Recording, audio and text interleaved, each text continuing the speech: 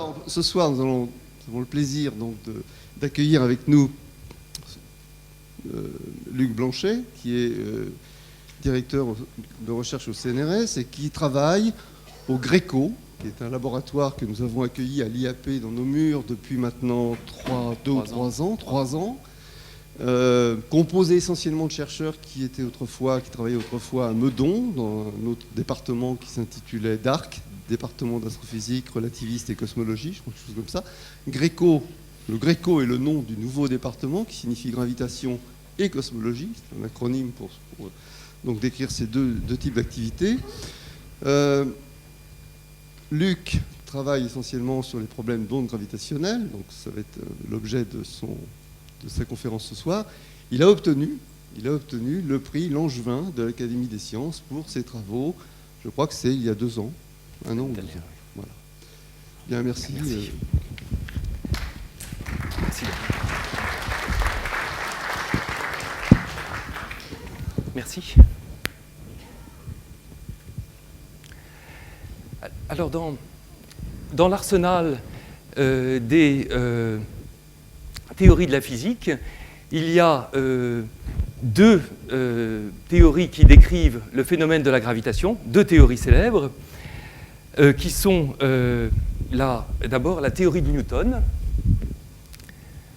qui a été formulée par Newton essentiellement dans les Principia de 1687, et la relativité générale obtenue par Einstein en 1915. La théorie de Newton a été basée sur des lois de la dynamique qui avaient été trouvées par Galilée à l'aide de ses expériences sur la chute des corps quelques années avant, et notamment sur la loi de la dynamique de Galilée, qui nous dit qu'un corps qui est soumis à une force d'origine quelconque va être accéléré et que son accélération va être proportionnelle à la force à laquelle est soumis ce corps. Et on aura aussi un coefficient de proportionnalité dans cette loi qui va être lié aux propriétés du corps en question, et c'est un coefficient de masse, ou quelquefois appelé la masse inertielle. D'autre part, dans la théorie de Newton, on a la loi de la gravitation de Newton, bien sûr, qui nous dit que, étant donné un corps placé dans un champ de gravitation, par exemple le champ de gravitation de la Terre, petit g, qui peut être représenté par une flèche dirigée vers le centre de la Terre, eh bien, un corps placé dans un champ de gravitation petit g va être soumis à une force gravitationnelle, cette fois, proportionnelle au champ, et il y aura aussi un coefficient de masse rentrant dans cette équation qu'on appelle quelquefois la masse gravitationnelle. D'autre part, la théorie de Newton nous dit quelle est l'expression, nous donne une expression explicite pour le champ de gravitation engendré par une masse, et il nous dit que le champ doit être proportionnel toujours à la masse, et qu'il est inversement proportionnel au carré de la distance à cette masse. C'est la fameuse loi de l'inverse du carré de la distance. Si un corps ressent les effets d'un champ de gravitation à une distance d qui est produit par un corps à une distance d, et qu'on multiplie cette distance par un 2, j'éloigne mes 2 corps par un facteur 2, eh bien l'intensité du champ de gravitation va décroître par un facteur 2 au carré, 4, va décroître par un facteur 4. C'est la loi de l'inverse du carré de la distance. Alors, le grand apport de Newton dans les Principia, ça a été de montrer que cette loi de l'inverse du carré de la distance, qui était en fait connue plus ou moins par plusieurs physiciens de l'époque de Newton, mais ça a été de prouver que cette loi, en 1 sur R2, permet d'expliquer les lois de Kepler, que Kepler avait trouvées de façon empirique à l'aide des observations précédentes de Tycho Brahe, qui décrivaient le mouvement d'une planète autour du Soleil. Et notamment la loi qui dit qu'une planète doit décrire une ellipse autour du Soleil et que le Soleil occupe le foyer de cette ellipse. Alors, quand même, il faut remarquer que la théorie de Newton, c'est une vraie théorie de la gravitation. Ce n'est pas comme les lois de Kepler qui permettent de décrire, par exemple, une planète isolée tournant autour d'un point fixe, le Soleil, si vous voulez. Mais la théorie de Newton permet de décrire le mouvement de n corps, à condition que ces n corps soient soumis à des forces gravitationnelles uniquement.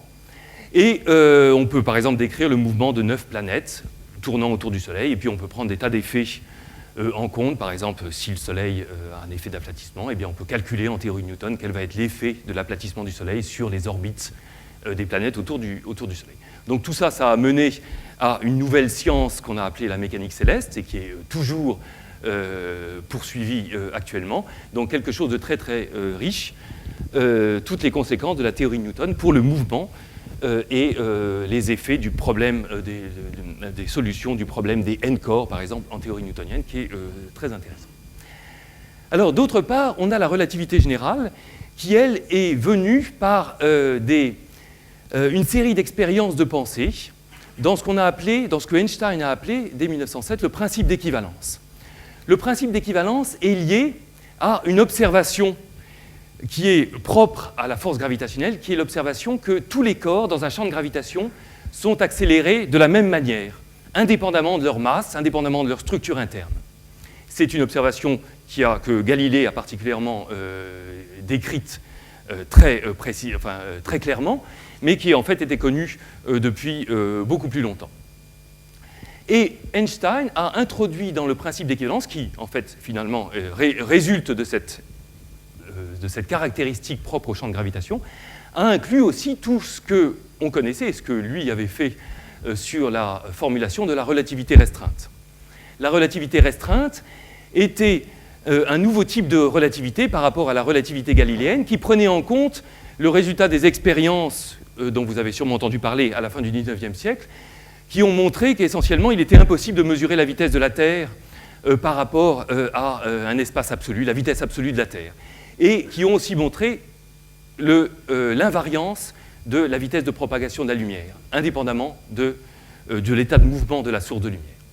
Bref, en combinant ces deux principes, le principe de relativité et le principe d'universalité de la chute libre des corps, eh bien, Einstein est parvenu à écrire le principe d'équivalence qui a mené directement à la relativité générale.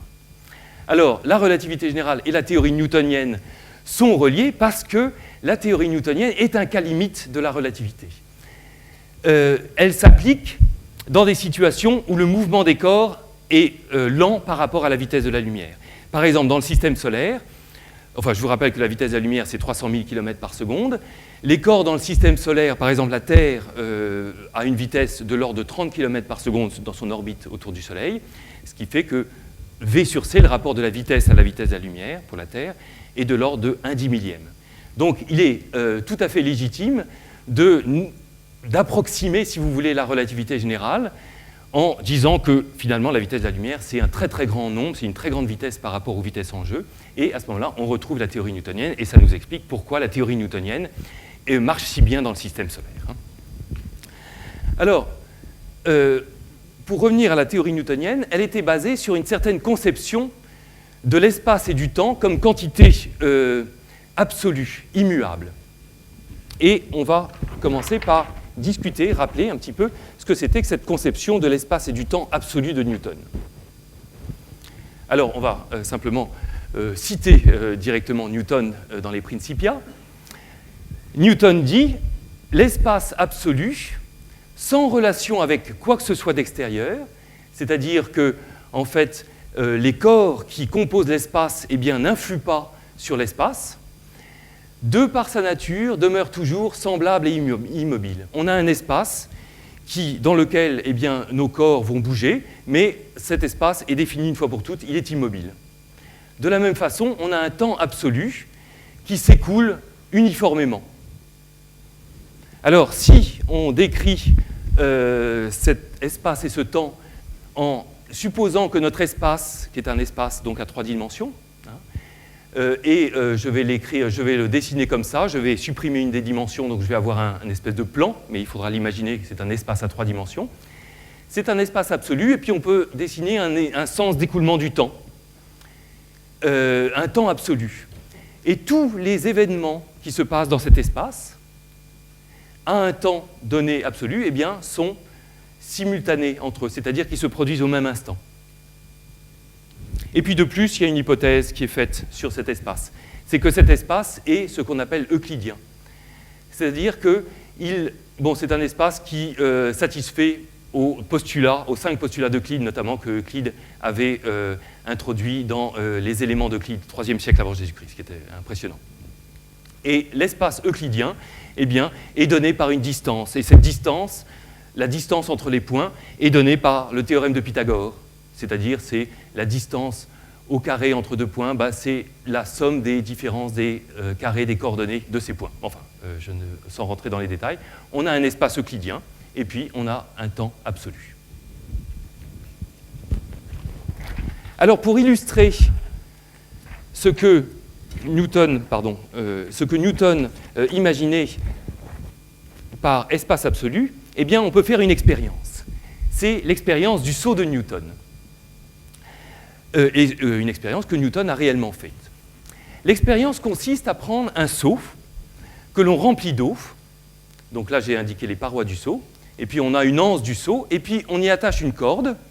Et puis, on attache la corde au plafond, à un bâti fixe.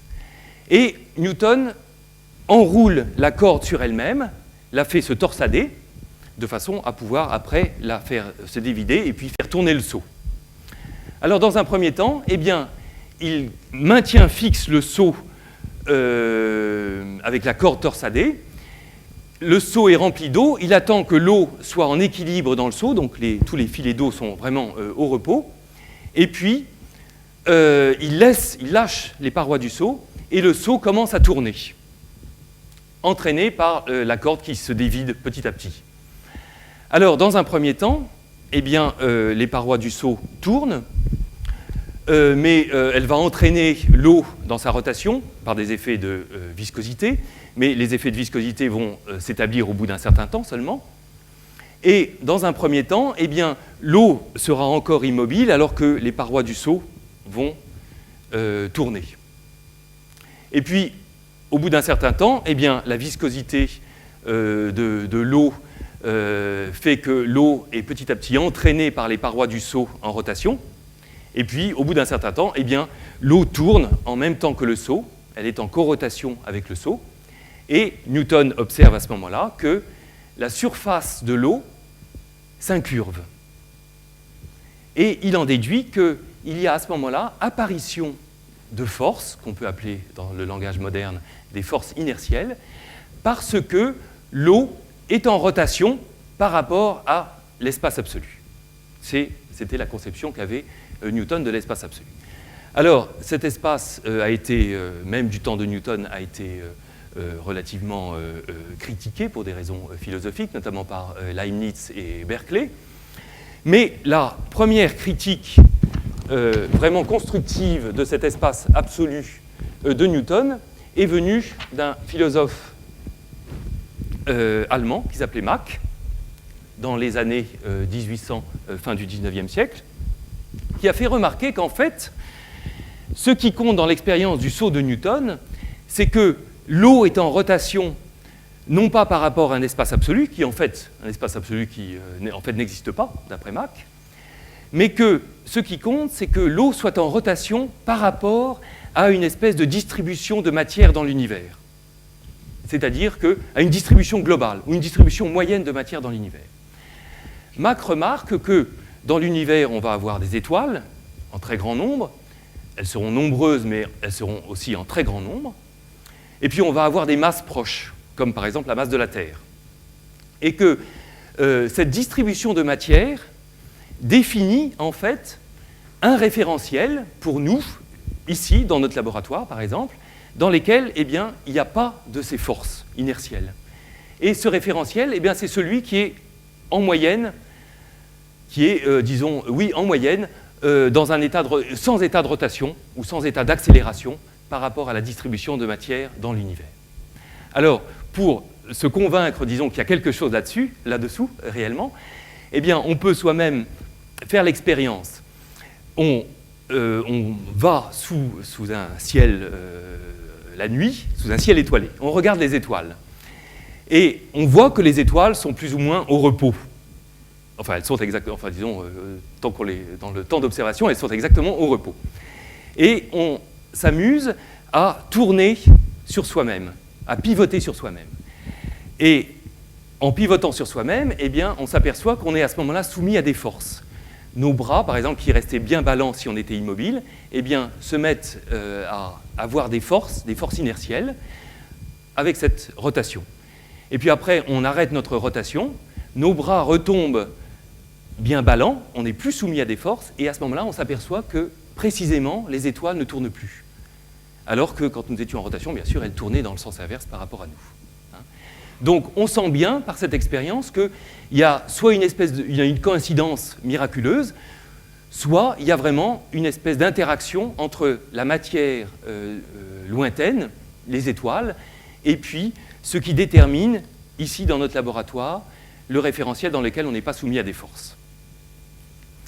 Alors, ça a été une première indication pour Einstein, donc que, en fait, l'espace doit être influencé quelque part par le contenu en matière. Mais on pourrait se demander si l'idée de Mach est réellement une idée physique. C'est-à-dire, est-ce qu'elle peut être testée par une expérience? Parce qu'on pourrait dire, finalement, il n'y a pas de... Mach n'a jamais défini quelle était la force qui était engendrée par cette distribution d'étoiles et qui faisait qu'elle déterminait des référentiels dans lesquels on n'était pas soumis à des forces inertielles. Eh bien, si, en fait, on peut faire des expériences de physique qui permettent de déterminer si Newton ou Mach a raison. Alors, Mach reprend l'expérience du saut de Newton. Et il suppose maintenant que, en fait, dans l'expérience du saut de Newton, ce qui compte, c'est toutes les masses, la distribution de toutes les masses. Notamment la distribution de matière dans l'univers, que j'avais mis avec mes petites étoiles tout à l'heure. Ma distribution de matière dans l'univers, mais aussi les masses proches. Et Mach prend l'exemple d'un saut, donc c'est une expérience de pensée, elle est irréalisable, mais il prend l'exemple d'un saut dont les parois du saut seraient très très massives. Et puis, pourquoi pas, supposer qu'en fait la masse des parois du saut dépasse en fait toutes les autres masses dans l'univers. À ce moment-là, eh bien, si on refait l'expérience, eh bien, on s'aperçoit que les effets inertiels, les forces inertielles qui vont faire s'incurver l'eau, eh bien, apparaissent quand l'eau est en état de rotation par rapport au saut, c'est-à-dire dans cette configuration-là, et pas la dernière. Parce que dans la dernière configuration, vous voyez que l'eau tourne en même temps que le saut. Donc l'état de rotation relative entre les deux, il n'y a pas de rotation relative, il y a une co-rotation, et c'est uniquement dans cette deuxième exemple, où l'eau est encore immobile et le saut tourne, où on doit avoir l'apparition de forces inertielles. Donc pour dire que en fait, l'idée de Mach est en principe testable expérimentalement.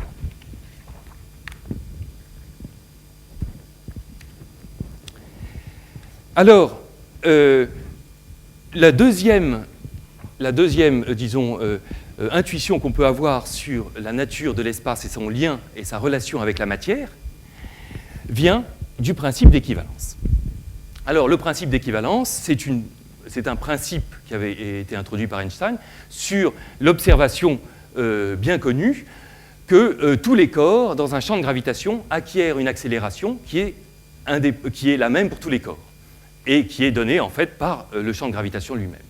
Alors, cette observation a été surtout formulée par Galilée et tout le monde connaît l'expérience du haut de la tour de Pise, qui est en fait une expérience mythique parce qu'elle n'a jamais été faite par Galilée qui, lui, utilisait des plans inclinés. Mais si on suppose qu'on fait abstraction des effets de l'atmosphère, c'est-à-dire des effets des forces de frottement de l'atmosphère sur le mouvement des corps, et qu'on laisse tomber deux billes de la tour de Pise, l'une en plomb, l'une en bois, eh bien, elles vont arriver au même moment en bas. Elles auront acquis la même accélération dans le champ de gravitation. L'accélération des deux billes, et ça c'est valable pour n'importe quel matériau, on peut prendre une plume et un morceau de plomb. Si on peut négliger, donc il faut les mettre dans le vide pour observer ça, et expérimentalement, eh bien, on voit que les corps arrivent au pied de la tour de Pise, par exemple, exactement au même moment. Alors, je vous avais parlé tout à l'heure de la loi de la dynamique. La loi de la dynamique, c'est que un corps soumis à une force va être accéléré, et puis il y a un coefficient de masse devant. Et c'est ce qu'on appelle la masse inertielle. C'est elle qui va nous dire les propriétés d'inertie du corps, c'est-à-dire sa réponse en termes d'accélération à une force donnée. Puis d'autre part, on avait la loi de Newton, la loi de la gravitation, qui nous disait que la force gravitationnelle est proportionnelle au champ de gravitation. Eh bien, si on veut introduire le fait qu'on a égalité pour tous les corps entre la chute libre, pour tous les corps, eh bien, ces deux coefficients de masse doivent être en fait égaux. Et Newton le savait bien, et Newton avait inclus ça à la main. Il avait dit, eh bien, ces deux coefficients de masse doivent être égaux, et dans les lois de Newton, eh bien, on va écrire toujours que mi égale mg. Et ça nous implique que l'accélération est toujours la même, quels que soient les corps. Et c'est Einstein, en 1907, qui a montré, en fait, et en 1911 pour des applications, qui a montré qu'en fait, si le principe d'équivalence est vrai pour tous les corps, eh bien, on peut interpréter la force gravitationnelle comme une manifestation des propriétés de l'espace et du temps. Parce que si on a réellement cette égalité pour tous les corps, eh bien, il existe dans l'espace des trajectoires privilégiées pour le mouvement des corps, qui sont les trajectoires suivies par les corps dans un champ de gravitation donné. Et ces trajectoires sont universelles, elles sont suivies par tous les corps, et donc, en fait, elles traduisent une propriété de l'espace. Alors, est-ce que ce principe d'équivalence est vérifié avec une très grande précision?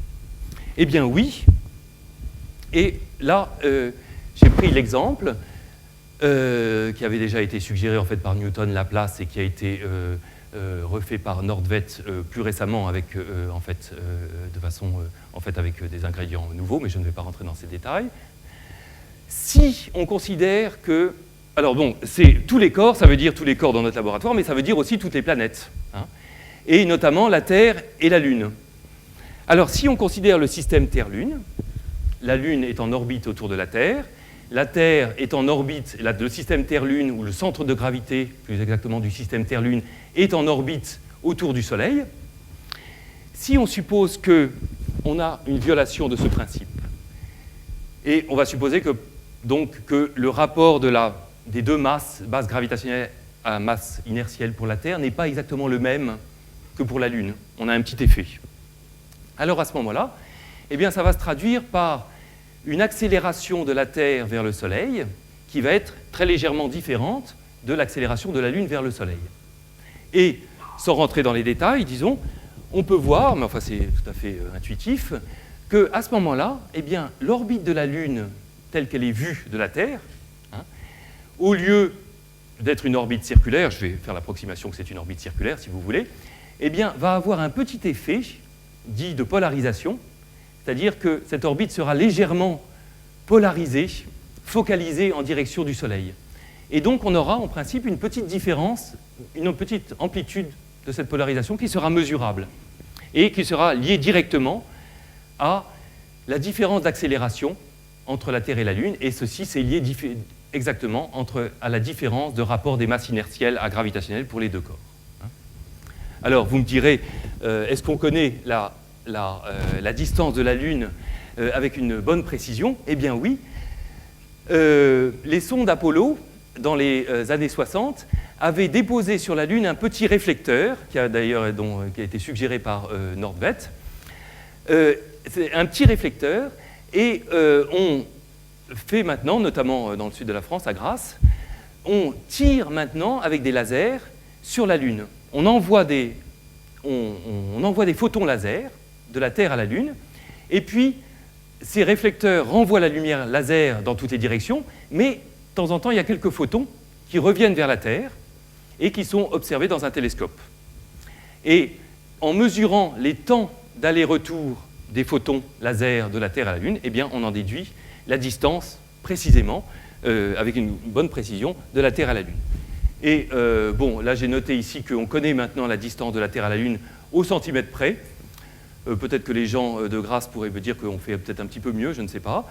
Mais toujours est-il que connaître la distance de la Terre à la Lune au centimètre près, eh bien, c'est très intéressant, et notamment, ça nous permet de vérifier que le principe d'équivalence est correct avec une très très bonne précision, de l'ordre de 10-12 près, c'est-à-dire 1 millième de milliardième près, on sait que ceci est vrai.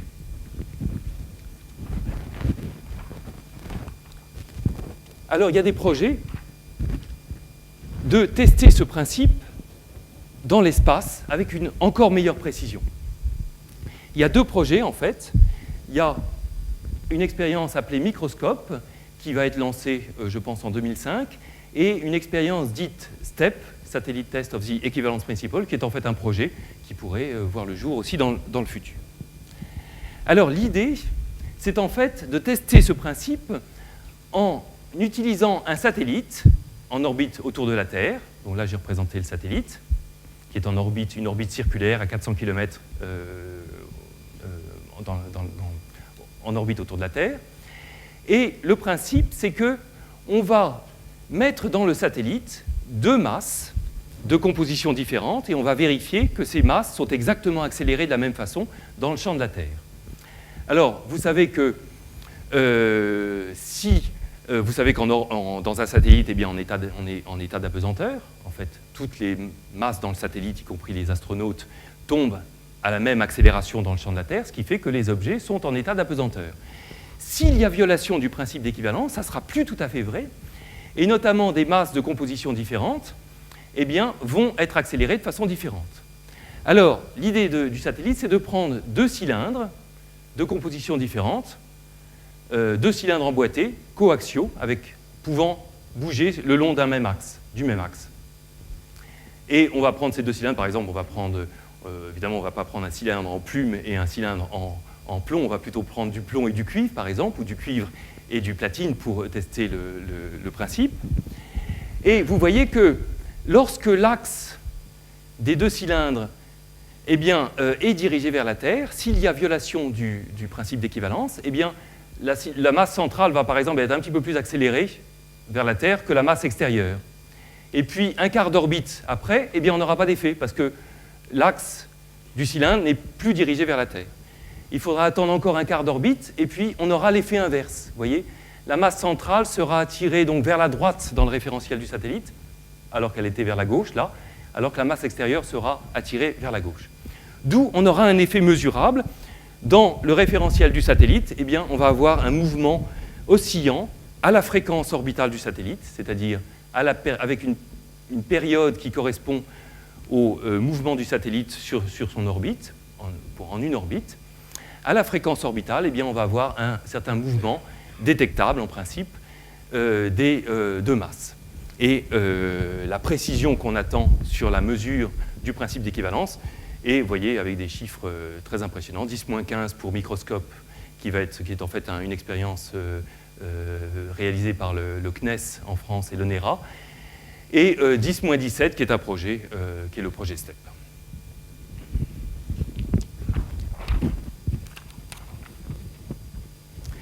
Alors, on a eu maintenant, disons, deux intuitions avec Mach qui nous disait que les propriétés de l'espace devaient être en fait que l'espace absolu ne devait pas exister et que en fait les propriétés de l'espace devaient être influencées ou même entièrement données par les propriétés par la matière que contient l'espace. Notamment par exemple avec Mach, eh bien, si on a un espace qui est vide de matière, eh bien, on ne peut pas définir des notions comme la rotation ou l'accélération. Einstein en a déduit donc qu'il y a que l'espace doit être influencé par la distribution de matière dans cet espace. D'autre part, le principe d'équivalence nous a montré qu'il existe dans l'espace des trajectoires particulières qui sont suivies par les corps qui sont en chute libre dans le champ de gravitation, indépendamment de la nature des corps, donc ce sont des trajectoires universelles, et qui donc nous donnent des propriétés qui, en fait, nous régissent les propriétés de l'espace. Et en fait, Einstein en a déduit que l'espace devait être courbe. Alors, je vais rappeler, on va faire quelques petits rappels sur la notion de courbure. Alors, la première notion de courbure, la plus simple, c'est la notion de courbure d'une ligne dans un plan. On va supposer qu'on a un plan à 2 dimensions. On a une ligne marquée là en bleu qui est tracée dans ce plan. Et puis, je vais essayer de définir une notion de courbure pour cette ligne en un point haut de ma ligne. Vous savez que au voisinage de O, eh bien, on peut définir une droite en O, une droite qui est la droite tangente en ce point, à la ligne. Mais aussi, on peut définir une notion de cercle. Un cercle qui sera tangent aussi à cette ligne, et qui est en quelque sorte le cercle qui est le plus près possible de la ligne. C'est en fait le cercle qu'on appelle cercle osculateur, qui est le cercle qui serre le plus près la ligne, qui serre au plus près la ligne. Bon, il y a une façon mathématique très précise de définir ce cercle, et notamment de calculer son rayon, ρ. Alors vous voyez bien que si le rayon du cercle est tout petit, si on a un tout petit cercle, eh bien la ligne va être très courbée sur elle-même, sa courbure va être grande. Par contre, si le rayon du cercle est très grand, on va avoir un énorme cercle, la ligne sera très très aplatie en ce point-là, et la courbure de la ligne sera très faible. Donc il est naturel d'introduire comme courbure, comme notation de courbure, simplement l'inverse du rayon de courbure. Si le rayon de courbure qui est là devient très grand, eh bien la courbure est très faible. C'est une notion tout à fait naturelle. Alors, si on considère maintenant un cas un petit peu plus compliqué, et si on considère une surface. Donc là, j'ai représenté une surface à 2 dimensions. Par exemple, la surface d'un drap à 2 dimensions, c'est-à-dire plongée, si vous voulez, dans notre espace habituel à 3 dimensions. Et qu'on veut calculer les propriétés de courbure de cette surface en un point O de la surface. Eh bien, on va définir le plan tangent. Eh bien, on peut voir qu'il existe, il y a une façon mathématique de le définir, il existe 2 lignes dans cette surface qui sont en fait les lignes principales. Et les 2 lignes principales inscrites dans cette surface définissent 2 cercles osculateurs, et on a, à partir de ces cercles osculateurs, 2 notions de courbure. 1 sur ρ1, les 2 inverses des 2 cercles. C'est ce qu'on appelle les courbures principales de la surface. Donc toutes les propriétés de la surface sont décrites par 2 nombres en un point, les 2 courbures. Et on peut avoir des surfaces, par exemple, qui sont un peu plus compliquées. Vous voyez, ici, on a une surface avec un point qu'on appelle celle, ou un point col. Pour cette surface-là, eh bien, vous voyez, les 2 cercles osculateurs sont de part et d'autre du plan tangent. On dit qu'à ce moment-là, eh bien, la courbure, donc si on donne un axe pour la direction de ces 2, de la perpendiculaire au plan tangent, eh bien, l'une des courbures va être positive et l'autre va être négative. Mais la notion cruciale de courbure a été en fait obtenue par Gauss en 1827. C'est ce que Gauss a appelé le théorema egregium, c'est-à-dire un théorème qui sort de l'ordinaire, tellement il est important. Et Gauss, dans la citation de Gauss elle-même, c'est que ce théorème montre qu'en fait la géométrie est une science expérimentale comme la mécanique. Alors juste, je vous dis en 2 mots ce que c'est que ce théorème. C'est que tout à l'heure on a décrit les propriétés de surface par 2 nombres, les 2 courbures principales en un point.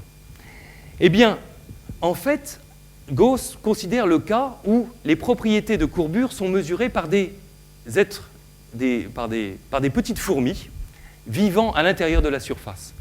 Il faut imaginer qu'on a des fourmis à 2 dimensions qui vivent à l'intérieur de la surface et que ce sont elles qui font les mesures de courbure et que c'est en fait uniquement la seule chose qui compte. Finalement, ce sont nous, êtres humains, eh bien, on est dans un espace à 3 dimensions, on va faire des mesures de courbure. On n'a aucune idée si notre espace à 3 dimensions est plongé dans un espace de dimension supérieure.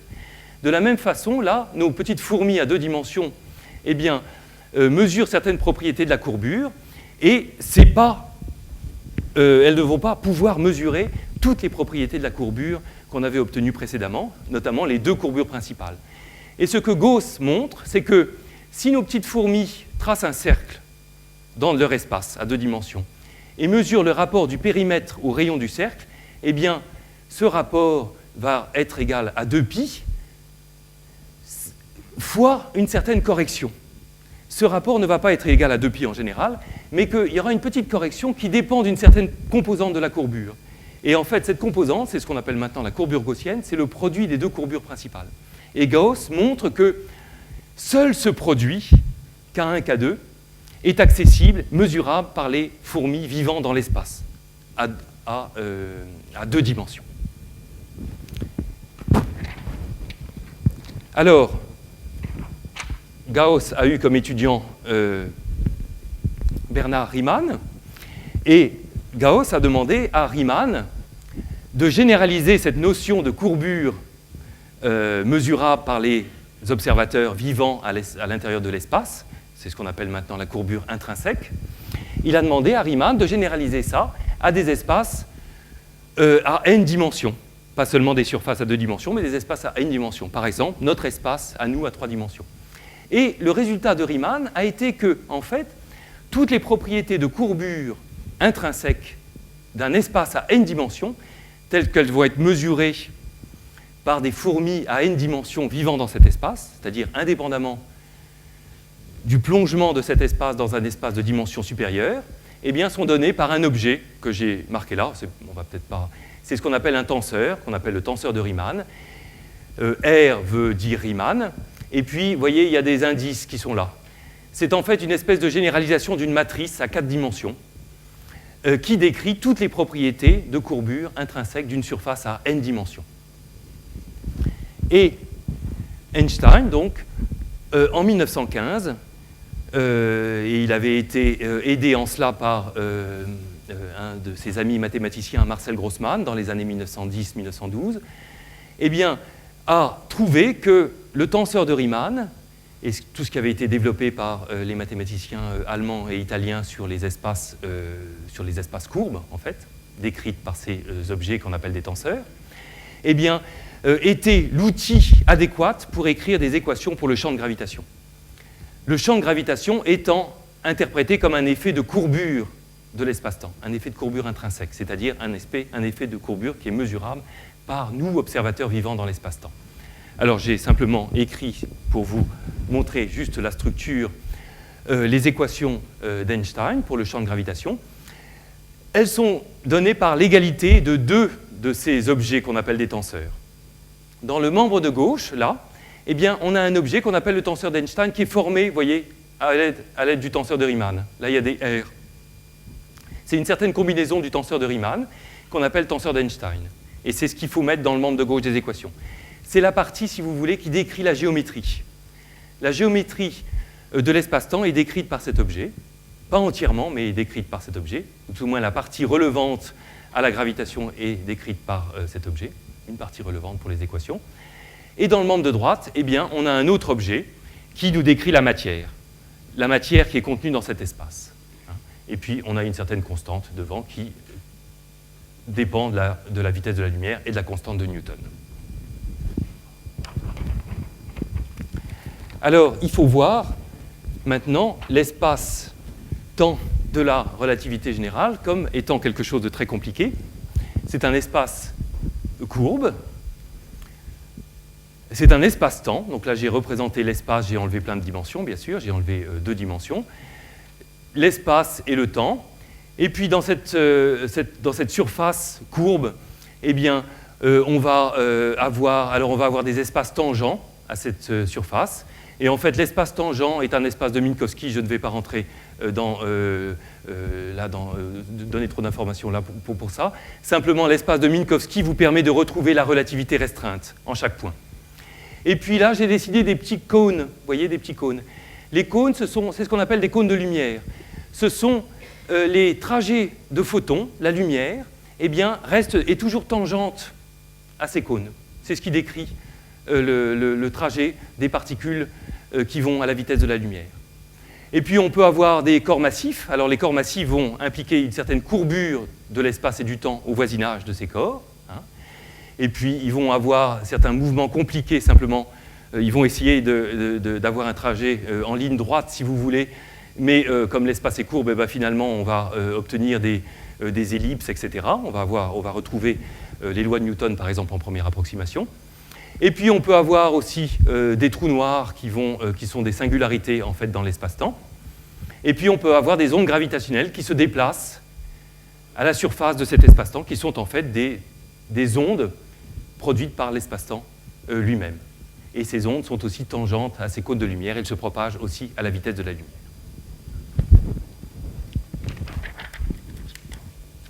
Alors, il n'était pas du tout évident que cette théorie marche réellement dans le système solaire.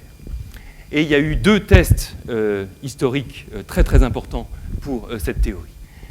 Le premier test, ou peut-être le second parce que le deuxième était le premier, le deuxième test a été la vérification par Eddington en 1919 que la lumière est déviée par un champ de gravitation. Alors, si on considère, par exemple, de la lumière émise par un quasar lointain, qui va passer près du Soleil et raser la surface du Soleil, eh bien, la théorie d'Einstein prévoit que cette lumière va être déviée par le champ de gravitation du Soleil, et l'angle de déviation est donné par 1,75 secondes d'arc, qui a été mesuré plus ou moins par Eddington dès 1919, ce qui a rendu Einstein célèbre, et qui a été mesuré depuis, bien sûr, avec une très très bonne précision.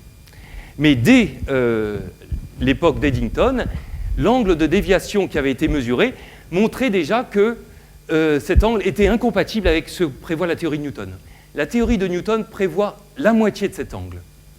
L'angle de déviation d'une particule passant près du Soleil, une particule, mettons, de masse m quelconque, parce que le m va disparaître finalement du résultat, eh bien, Newton prévoit que l'angle de déviation doit être la moitié de cette valeur. Donc, la théorie de Newton était déjà invalidée par ce test. Mais en fait, peut-être le plus joli test de la relativité, et donc il y a des effets relativistes plus importants pour le mouvement de Mercure.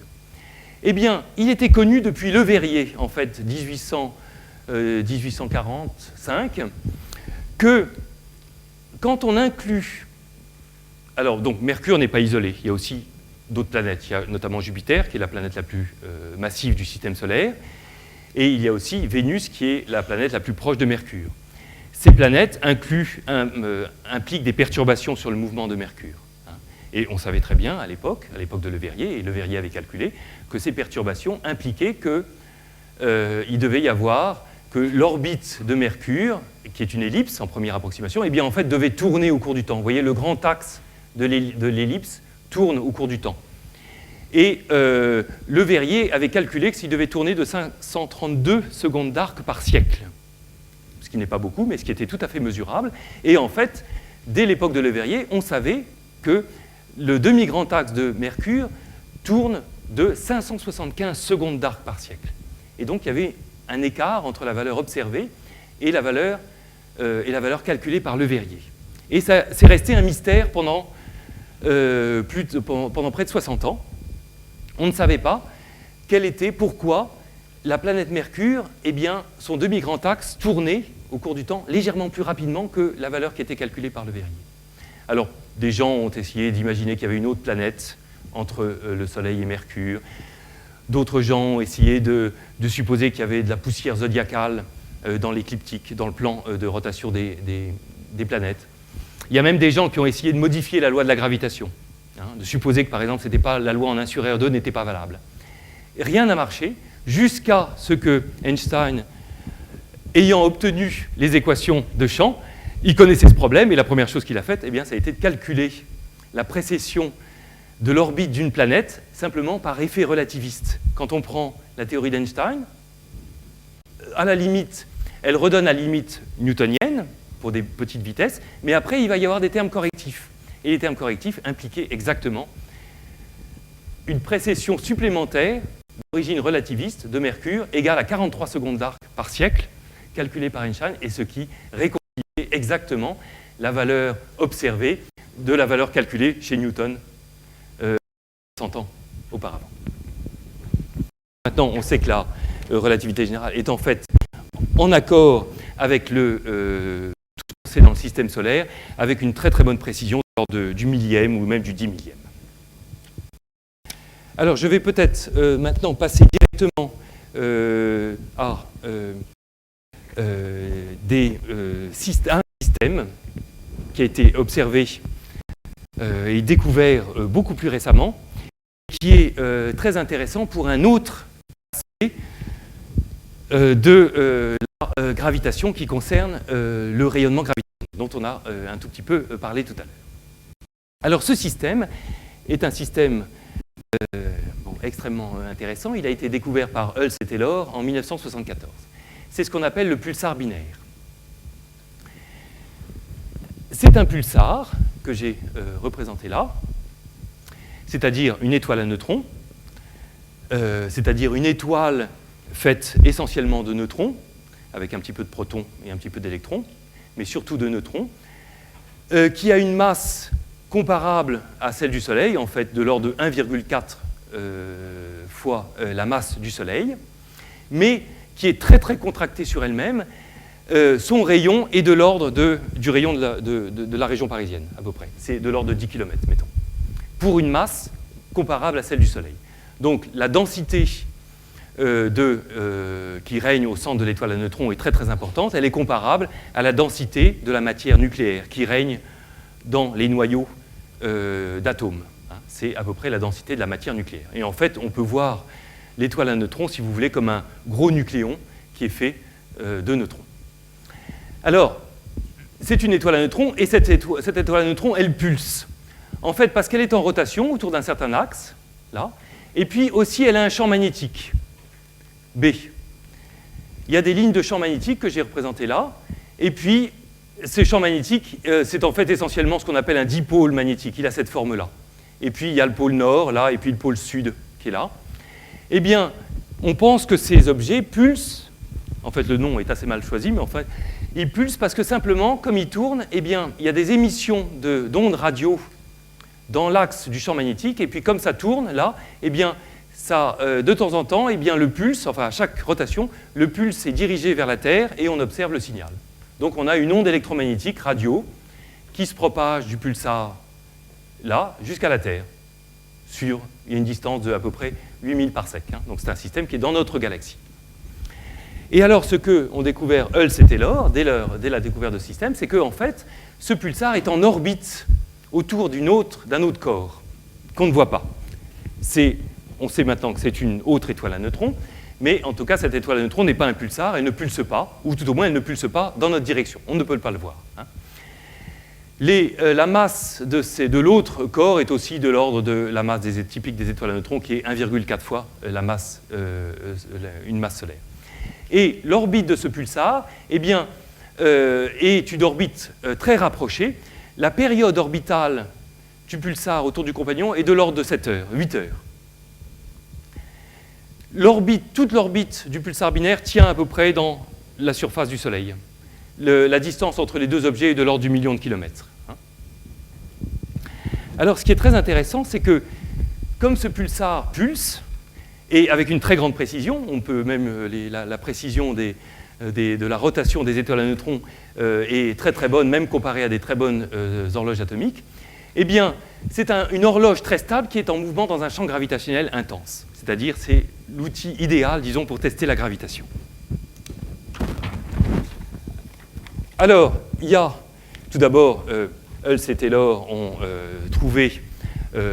mesuré plein d'effets relativistes, comme par exemple l'avance du périhélie du pulsar binaire, et puis c'était parfaitement en accord avec la relativité. Mais surtout, ce qui a été important avec ce système, c'est que ce système a permis de montrer l'existence du rayonnement gravitationnel. Alors, je vais essayer de vous expliquer comment. Alors, on va reprendre notre espace-temps de la relativité générale. Donc, c'est un espace-temps courbe. Dans cet espace-temps, eh bien, on a nos deux étoiles à neutrons qui courbent l'espace autour d'elles. Et à cause de ces effets de courbure de l'espace, eh bien, les deux étoiles à neutrons sont en orbite l'une autour d'elles. Ce n'est pas des orbites keplériennes parce qu'elles sont très relativistes, notamment elles précessent très très fortement au cours du temps, de l'ordre de plusieurs degrés par an, en fait. Mais aussi, comme il y a un mouvement orbital de ces deux étoiles, eh bien, il va y avoir les perturbations que ce mouvement orbital engendre dans la surface de l'espace-temps vont en fait se propager à l'extérieur du système. C'est ce qu'on appelle une onde gravitationnelle. Une onde gravitationnelle est due au mouvement de la matière et en fait de toute forme d'énergie, un mouvement qui va créer une déformation de l'espace-temps, et cette déformation de l'espace-temps, eh bien, elle se propage à la vitesse de la lumière. Donc, une onde gravitationnelle, c'est une onde de déformation de l'espace-temps. Alors, dans le cas du pulsar binaire, Eh bien, ces ondes gravitationnelles, en fait, sont des ondes de fréquence relativement basse. La longueur d'onde est assez importante, de l'ordre de 8 milliards de kilomètres, 50 unités astronomiques à peu près, 50 fois la distance de la Terre au Soleil. Ça vous donne un ordre d'idée de la longueur d'onde de ces ondes gravitationnelles. Et puis, elles se propagent à l'infini. On ne les observe pas directement, mais par contre, eh bien, on observe indirectement leur effet sur la dynamique, sur le mouvement des deux corps. En effet, si on a des émissions d'ondes gravitationnelles, on va avoir une certaine énergie qui est émise par le système sous forme d'ondes gravitationnelles, et donc notre système des deux corps va perdre de l'énergie. Eh bien, comme il perd de l'énergie, eh bien, en fait, les deux corps vont tomber l'un sur l'autre, très légèrement, bien sûr, et la période de rotation des corps l'un autour de l'autre va donc décroître très légèrement au cours du temps. Alors, en invoquant ce mécanisme, si vous voulez, on suppose qu'on a une onde gravitationnelle qui est telle qu'elle est prévue par la relativité générale. Elle emporte de l'énergie à l'infini de ce système.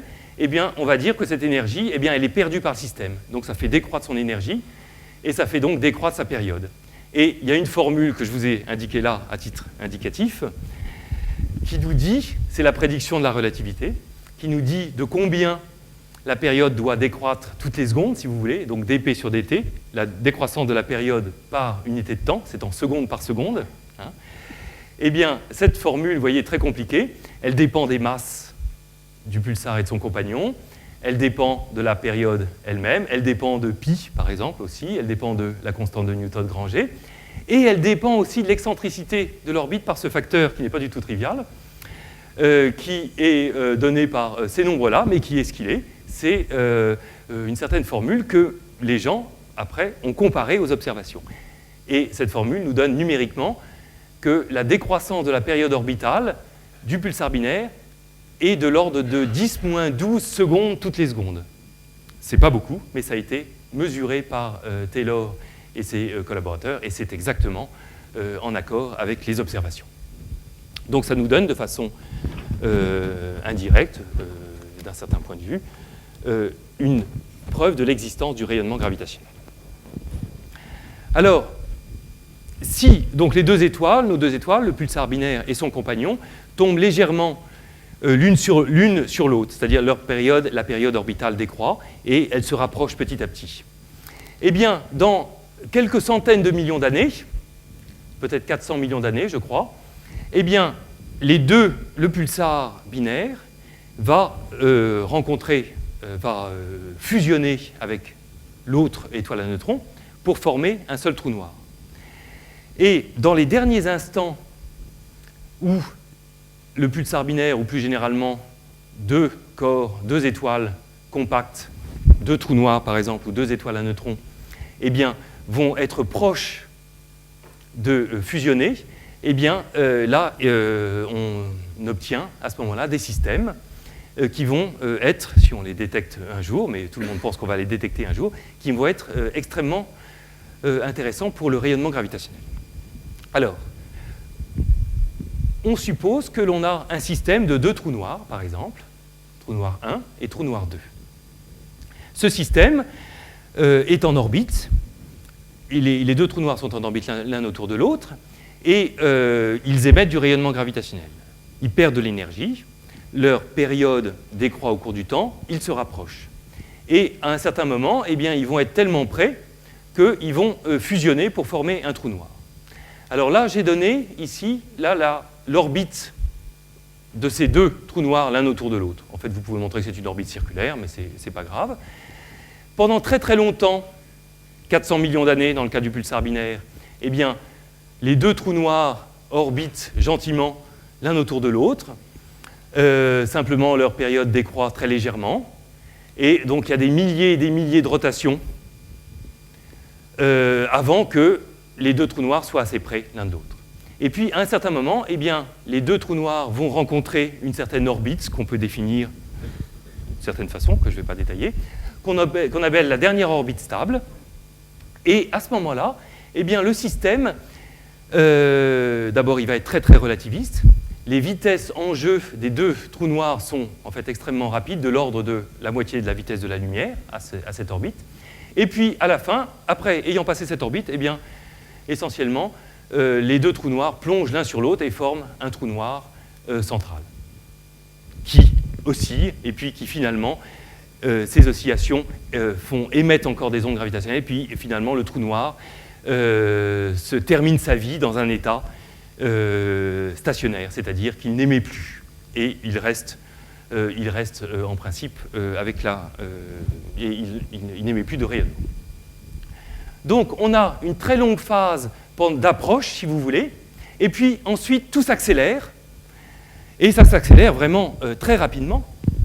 Il y a, pendant les 15 dernières minutes de la vie de ces deux trous noirs, par exemple, 15 minutes avant la coalescence finale, la fusion finale, eh bien, les deux trous noirs sont à peu près à une distance de 500 km.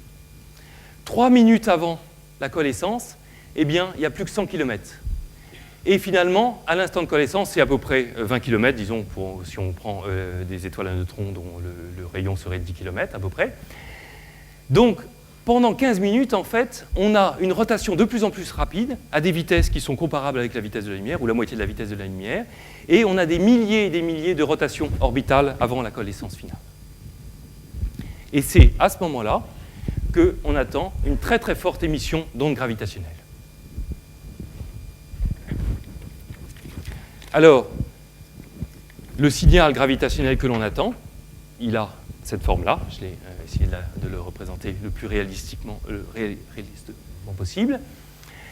Voilà l'onde gravitationnelle qui est émise par un système binaire de deux trous noirs, système binaire d'objets compacts, en fait c'est soit des trous noirs, soit des étoiles à neutrons, spiralante. Spiralante vient de cette espèce de spirale que j'avais marquée juste avant, que j'avais dessinée juste avant. À cause de ces paires d'énergie, eh bien, le système décrit une spirale. Et pendant toute cette phase, eh bien, l'onde gravitationnelle qui est émise va être, donc elle sera reçue sur Terre, on espère, elle sera décrite par une certaine fonction qu'on appelle h de t, qui nous donne une mesure de la déformation de l'espace-temps au passage de l'onde gravitationnelle. Et ça nous donne aussi, si on a un détecteur pour détecter cette onde, disons la déformation relative du détecteur au passage de l'onde gravitationnelle. Si vous voulez, ce que j'ai marqué par un delta L sur L. Delta L serait le changement de longueur de mon détecteur divisé par sa longueur initiale, si vous voulez. Alors, pendant toute la phase où les deux étoiles orbitent, disons, gentiment l'une autour de l'autre, eh bien, l'onde est pratiquement monochromatique, vous voyez. C'est par exemple une sinusoïde, si vous voulez, essentiellement. Et puis, à la fin, ça s'accélère, la fréquence augmente, et puis l'amplitude du signal gravitationnel augmente, jusqu'à ce que les deux trous noirs coalescent, et puis, à ce moment-là, le signal stoppe. On a finalement un trou noir qui reste dans un état stationnaire, il n'émet plus, et on a donc un signal comme ça. Alors, c'est un signal qui va durer, mettons, 15 minutes, et ce signal, on va essayer de le détecter. Et c'est l'objet des expériences qui commencent à prendre des données actuellement, qui sont des expériences dites de détection interférométrique du rayonnement gravitationnel. Alors, c'est l'expérience Virgo, qui est un projet franco-italien, enfin une expérience franco-italienne qui est actuellement en fin de construction à Pise. Et il y a un projet américain aussi qui s'appelle LIGO, et puis il y a aussi d'autres expériences, mais un petit peu moins grandes, disons, qui vont être un peu moins sensibles. Donc c'est surtout LIGO et Virgo qui ont le plus de chances de détecter ces signaux. Alors, quel est le principe de l'expérience? Eh bien, le principe, c'est d'utiliser ce qu'on appelle un interféromètre de type Michelson. C'est le Michelson, des expériences de Michelson et Morley dont on a parlé tout au début, qui nous montraient que la vitesse de la lumière est la même dans tous les référentiels. Michelson, et les expériences de Michelson et Morley utilisaient ce même principe. On a une source de lumière, un laser, qui envoie de la lumière sur une lame qu'on appelle séparatrice, Cette lumière va être partagée par la lame séparatrice en deux faisceaux, l'un qui va aller dans la direction d'un premier bras de cette expérience, là, et puis l'autre partie de la lumière va être dirigée vers l'autre bras. Et puis là, on a ce qu'on appelle des cavités Fabry-Pérot. Il y a deux miroirs, un en bout de bras et un à l'entrée de la cavité Fabry-Pérot.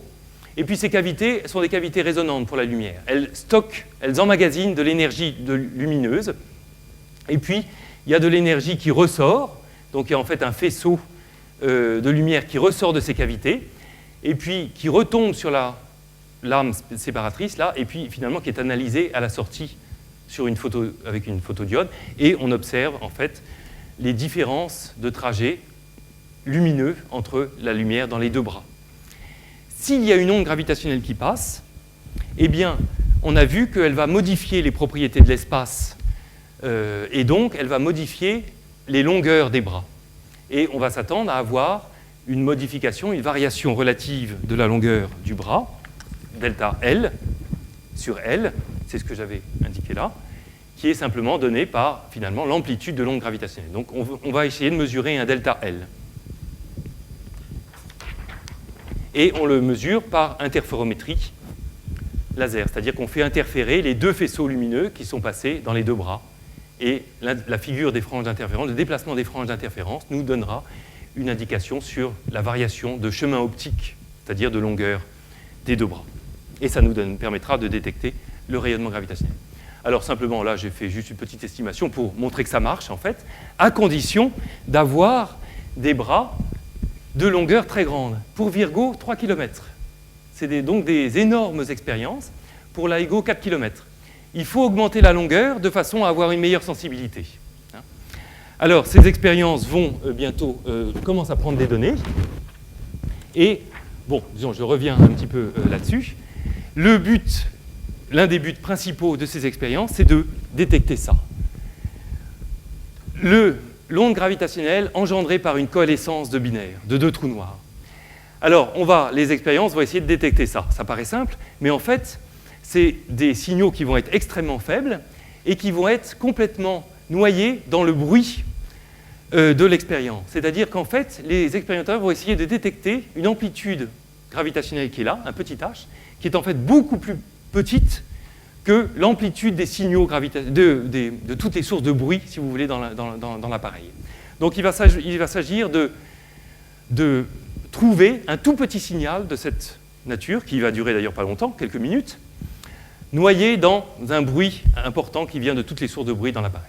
Donc, si vous voulez, c'est là que la relativité générale intervient, parce que la relativité générale nous permet de connaître avec précision la forme de ce signal, et donc de le retrouver, si vous voulez, dans le signal observé par Virgo et LIGO. C'est un petit peu comme quand on cherche une aiguille dans une botte de foin. Eh bien, il faut qu'on ait une idée a priori de ce que c'est que cette aiguille. Ça va être une petite tige de métal avec une tête et puis une pointe. On doit avoir une idée de ce qu'on cherche avant de trouver. Et là, c'est la même chose. La relativité générale nous permet de décrire de façon très précise ce type de signaux, ce qui permet, après, par des méthodes d'analyse du signal, de les retrouver dans les expériences de type Virgo et LIGO. Je vais m'arrêter là. Je vous remercie. Merci. Merci, bravo.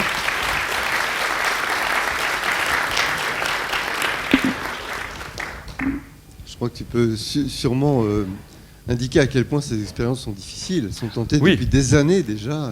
Oui, ce sont des expériences qui ont été lancées dans les années 60 et 70 et qui commencent seulement à prendre des données. L'expérience Virgo va commencer à prendre des données cet automne, en fait. L'expérience LIGO a commencé déjà depuis un an à prendre des données. C'est qu'ils sont complètement isolés de tout ce qui se passe à côté, les voitures, les trains, les avions. Oui, Virgo, par exemple, disons toute l'expérience Virgo est même suspendue à des tours. Vous voyez, tous les instruments qui sont là, tous les miroirs, le laser, tous ces composants sont suspendus à des tours qui les isolent de tous les bruits, notamment le bruit sismique dû à la Terre. Bien sûr, vous avez des camions qui passent, produisent un certain bruit à des fréquences heureusement très basses, mais enfin, donc il y a des isolations très très importantes de tous les composants de l'expérience. Merci. Maintenant, je vais passer la parole, vous passez la parole, en sachant encore une fois que tout est enregistré, donc vous attendez que je vous passe le micro et Luc Blanchet vous répondra. En général, il répond. Bonsoir et merci pour votre présentation.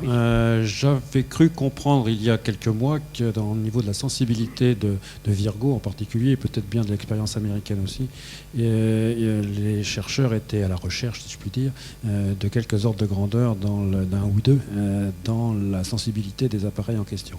Où en est-on exactement aujourd'hui? Est-ce que c'est toujours le cas? Oui, alors c'est vrai, disons, en fait, dès le début de la construction de ces appareils, eh bien, les gens ne pensaient pas pouvoir détecter ce type de signaux gravitationnels immédiatement. En fait, les appareils Virgo et LIGO, actuellement, peuvent détecter des signaux de coalescence jusqu'à des distances de l'ordre de peut-être quelques millions de parsecs, quelques mégaparsecs. L'amas de la Vierge, par exemple, où on attend beaucoup de coalescence de binaires, par exemple, ou de supernovas, est à une distance de l'ordre de 20 mégaparsecs. Donc ils n'atteignent pas pour l'instant l'amas de la Vierge. Pour avoir des chances de détecter ce type de signaux, disons 2 ou 3 fois par an, d'après les statistiques, il faudrait aller jusqu'à des distances de 100 mégaparsecs. Donc, si vous voulez, les expériences ne sont pas encore assez précises. Alors, il y a plein de choses que les physiciens préparent pour améliorer la sensibilité des expériences. Ils vont augmenter la puissance des lasers, ils vont augmenter la qualité des miroirs, et puis il y a encore beaucoup d'autres choses qui leur font espérer. Et j'espère aussi qu'ils atteindront ces distances-là pour observer quelques événements par an, au moins de détection. Mais pour l'instant, effectivement, la sensibilité n'est pas... on ne s'attend pas à un signal tout de suite, si vous voulez.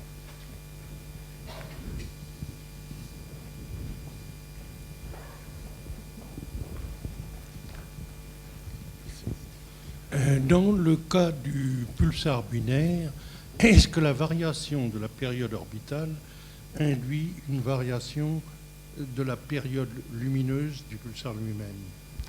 Observer, oui, parce que, en fait, on observe que le pulsar est en orbite autour de son compagnon parce que les pulses radio qui sont émis par le pulsar, eh bien, arrivent à des intervalles qui ne sont pas tout à fait réguliers et qui permettent de reconstituer l'orbite du pulsar binaire, si vous voulez. Ah, votre question, c'est est-ce que l'effet de réduction de la période influe sur la période des pulses du pulsar? Non, en fait. On pense que les deux étoiles à neutrons, elles tournent sur elles-mêmes. Eh bien, quand elles se rapprochent légèrement l'une sur l'autre, eh bien, la rotation de ces deux étoiles à neutrons reste pratiquement la même. Il y a un tout petit effet, mais qui est absolument pas mesurable pour ça. Donc,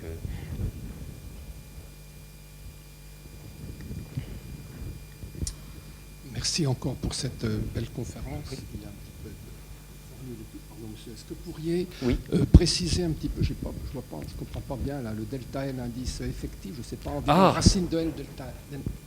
Oui. Racine de N delta N. Et pourquoi ce N qui est pris à 10 puissance 18? Oui, non, je vous en prie.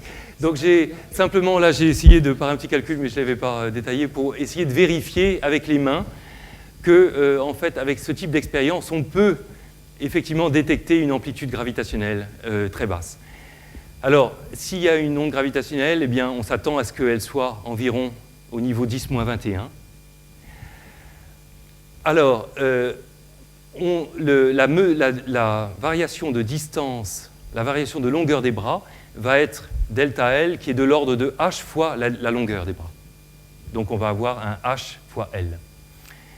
Si on fait H fois L, c'est extrêmement petit. On trouve une distance de l'ordre de 10-18 mètres, soit le millième de diamètre d'un proton, et on a l'impression que l'expérience est infaisable.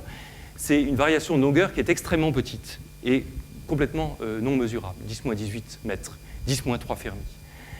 Mais en fait, ce qu'on mesure par cette expérience d'interférométrie, c'est le déplacement, non pas d'un seul atome dans un miroir, mais de n atomes dans un miroir. C'est un déplacement collectif d'atomes. Et quand vous avez un déplacement d'ensemble collectif de n atomes, eh bien, vous pouvez montrer qu'il se rajoute, de façon très agréable, un facteur racine de n.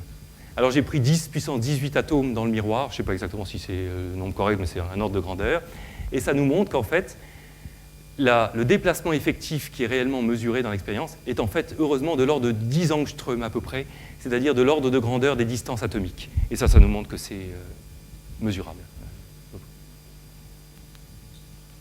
Pourquoi 10 puissance 18, excuse-moi, parce que pourquoi pas le nombre d'Avogadro, qui me semble être plus... C'est vraiment non, j'ai pris en fait un miroir une couche, très petit. Oui, tout à fait. Très mince. J'ai pris une couche très mince d'atomes à la surface de mon miroir. J'aurais pu prendre 10 puissance 23, effectivement, mais j'ai pris juste les atomes sur la couche de...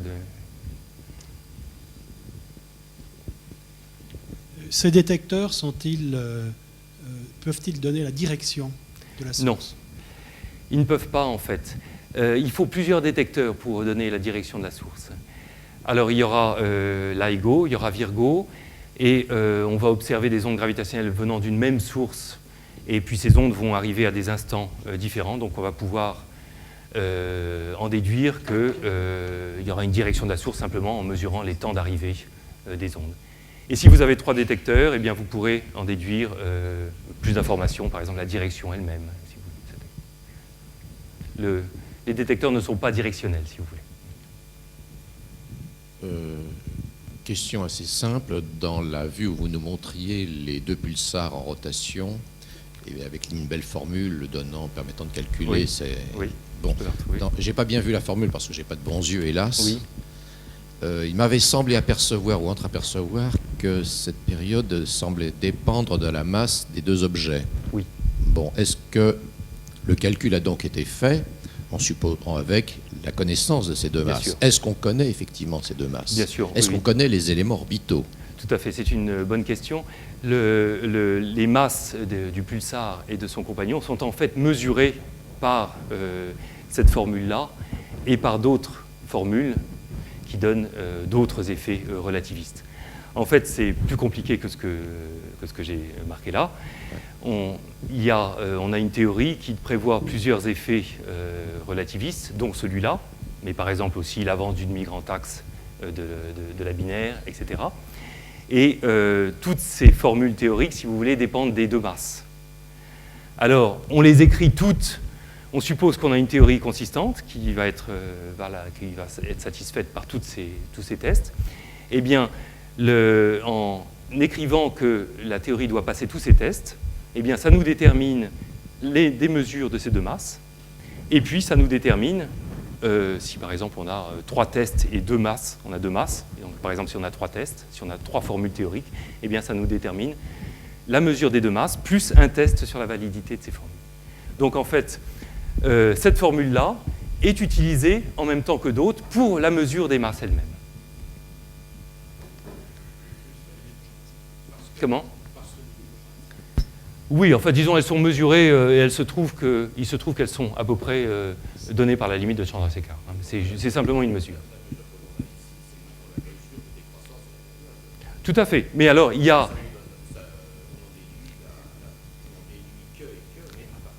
Voilà, effectivement. Voilà, j'ai simplifié le problème, là. On a aussi des formules, par exemple, pour l'avance du demi-grand axe de la binaire. Et vous pouvez, ce que les gens font, c'est qu'ils tracent, en fait, ça se passe comme ça.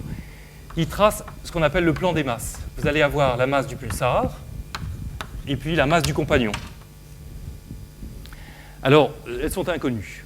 Enfin, disons, on a quelques informations par d'autres raisons, mais enfin, disons qu'elles sont inconnues. Eh bien, la courbe qui est là va nous donner, le test pour P va nous donner une certaine courbe dans le plan des masses. Donc, en fonction des masses, eh bien, le point, la mesure de P peut être n'importe où sur cette courbe. Ça va être par exemple le test pour dP sur dt. Mais on va avoir aussi le test, par exemple, pour l'avance du périastre, ce que j'avais appelé delta dans le cas de Mercure, qui est aussi donné comme une certaine fonction des deux masses, MC et MP. Et vous voyez que la combinaison de ces deux tests nous donne des valeurs 1,4 masse solaire et puis une autre valeur pour la masse du compagnon. Hein. Et donc là, on n'a en fait pas fait de test, puisque finalement, on a mesuré simplement les deux masses. Ce qu'il faut, c'est avoir un troisième test, et on aura une troisième courbe, et on vérifiera que les trois courbes se rencontrent en un même point qui est bien cohérent avec les mesures des deux masses qu'on a faites. Ça se passe comme ça, en pratique.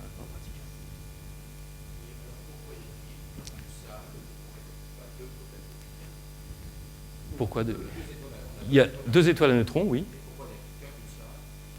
Ah ben l'autre, on ne sait pas. C'est peut-être un pulsar aussi, mais il ne pulse pas dans notre direction, c'est tout. Là, simplement, il n'émet pas ces pulses radio en direction de la Terre, peut-être. Oui. Oui. Je suppose que la célérité qui est supposée aux ondes gravitationnelles, c'est celle de la lumière. Oui. Exactement ou pas? Est-ce qu'on pourra faire la corrélation ou justement voir qu'il y a un écart de corrélation sur une observation optique? Non, alors la vitesse de la gravitation est donnée par la vitesse de la lumière, cc. Hein. La relativité générale nous indique qu'il n'y a qu'une seule vitesse pour la lumière, pour la gravitation, hein, cc. Aussi pour la relativité générale inclut la relativité restreinte, et dans la relativité restreinte vous avez un petit c qui est identifié en relativité restreinte par la vitesse de la lumière. C'est le petit c qui vient des transformations dites de Lorentz de la relativité restreinte. C'est le même c qui rentre aussi dans la relativité générale. Il n'y a qu'un paramètre de vitesse. Autrement dit, Ben, la vitesse est la même, oui. Et là, dans le pulsar binaire, par exemple, c'est ce que vous mesurez. Vous voyez, là, vous avez ce petit c qui est là. Eh bien, ce petit c, eh bien, il a été mesuré que ce petit c, le c gravitationnel, est le même que le c des ondes électromagnétiques, parce que ce pulsar émet des ondes électromagnétiques, eh bien, avec une très bonne précision. On sait que la vitesse de la gravitation est la même que la vitesse de la lumière avec une très bonne précision, qui doit être peut-être de l'ordre du millième par ce test-là.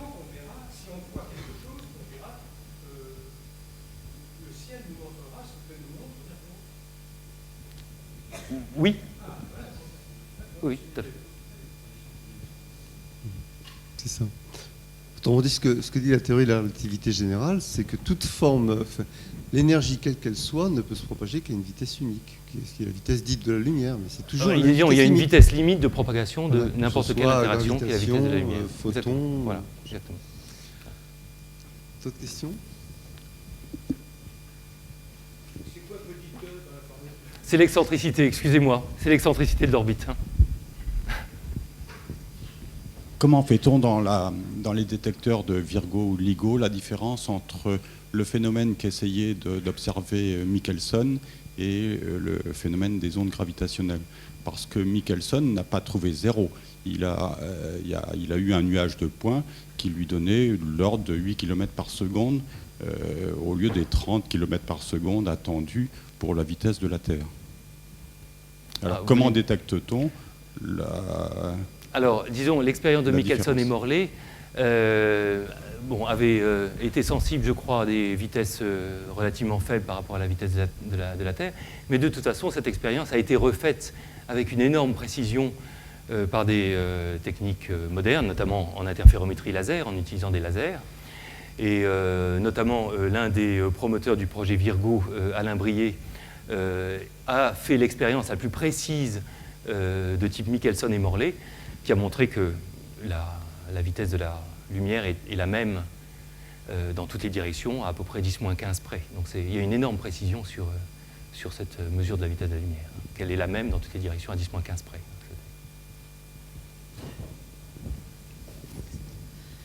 Dans un domaine voisin mais un peu différent, est-ce que vous pourriez nous donner quelques mots de commentaire sur les anomalies des trajectoires des sondes Pioneer qui dans leur éloignement du Soleil? Alors, disons, il y a eu beaucoup de... alors, ce sont des sondes, peut-être on peut le rappeler juste en 2 mots, ce sont des sondes qui ont été, été envoyées il y a de nombreuses années et qui sont maintenant à des distances très importantes du Soleil. Et alors, les gens de JPL, de la NASA, en analysant la trajectoire de ces sondes, observent qu'il y a une accélération anormale de ces sondes par rapport à ce qu'on attend en théorie de Newton, et qu'il y a une accélération supplémentaire assez importante, de l'ordre de 10,8 mètres par seconde carré, je crois, dirigée vers le Soleil pour ces sondes. Personne n'explique cette anomalie. Beaucoup de gens, il y a eu beaucoup de spéculations là-dessus. Beaucoup de choses fausses ont été supposées aussi là-dessus, on peut le dire. Il y a beaucoup de gens qui pensent maintenant que c'est une anomalie qui se résoudra, qui est simplement due à un problème technique, si vous voulez, lié à la technologie des sondes. Notamment, il y a quelque chose qui n'a pas été tellement pris en compte dans l'analyse des sondes, parce qu'on ne le sait pas, c'est la façon dont les sondes réfléchissent la lumière.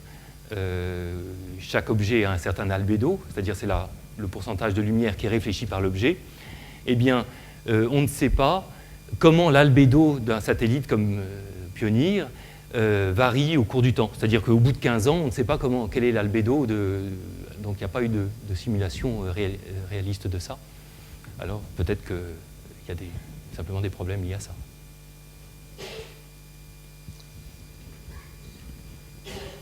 Excusez-moi, une question qui n'a pas été posée encore derrière. Je ne saurais pas avoir tendance de privilégier les premiers rangs. Pour ces toutes petites variations de longueur, est-ce que l'ensemble Terre-Lune pourrait servir oui. de test? Oui, en fait, disons, ce serait pour des systèmes de nature différente, parce que ce seraient des systèmes avec qui testeraient des ondes de longueur d'onde beaucoup plus grandes que celles qui sont testées dans Virgo.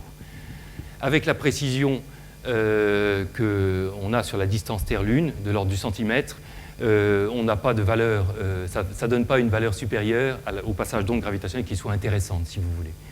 Par contre, on l'a fait avec des pulsars. C'est-à-dire on mesure, on observe de la lumière venant de pulsars, eh bien, ça permet de donner des informations sur... ça joue comme des grands détecteurs, si vous voulez, d'ondes gravitationnelles. Ça permet de donner des valeurs limites sur les ondes gravitationnelles qui passeraient entre le pulsar et nous.